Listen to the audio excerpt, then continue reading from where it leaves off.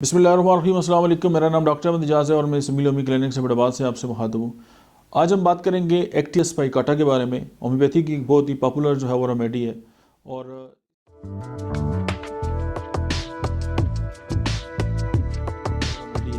और इसका जो ज़ाहिर है बहुत ज़्यादा जो इफ़ेक्ट हैं, एक तो ये आर्थराइटिस में बहुत ज़्यादा काम करती है और स्पेशली जो उसके जो रोमेटिज़म है वो रेस्ट का जो रोमेटिज़म है, यानी कि रोमेटिज़म है और बहुत ज़्यादा जो है उसका जो पेन है वो रेस्ट के अंदर अगर हो रहा है। उसके बाद जो फ्राइट इफ़ेक्ट्स जो हैं, यानी गम के जो बुरे असरात हैं, उसके बाद ये है कि चेहरे के अंदर रोमेटिक लेग पेन, यानी जिस तरह जोड़ों का दर्द होता है इसी तरह चेहरे के जो जोड़ है उनमें जो दर्द है उसमें भी जो है एक्टियस पाइकाटा जो है वो इंडिकेटेड है।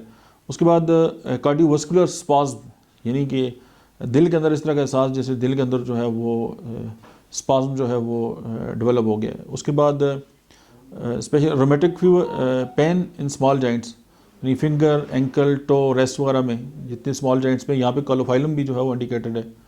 उसके बाद जो है कि शॉर्टनेस ऑफ ब्रीथ इसमें पाई जाती है और जो एपिगेस्टिम है उसमें जो है वो स्टिचेस का एहसास होता है, जैसे मतलब टांका लगने का जो दर्द होता है, और ऑब्स्टिनेट इंसोम्निया और स्लीपलेसनेस और अनएबल टू रेस्ट।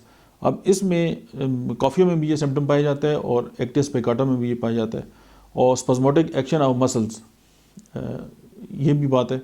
और अगर आप इसका रिलेशन अगर आप देखें बाकी मेडिसिन के साथ, तो काइलोफाइलम के अंदर भी ये बात पाई जाती है, उसमें भी छोटे जोड़ जो है उनमें रोमेटिज्म होता है, दर्द होता है। सिमिसिफ्यूगा के अंदर भी पाया जाता है, ब्रायोनिया के अंदर पाया जाता है और लाइकोपोडियम के अंदर भी पाया जाता है।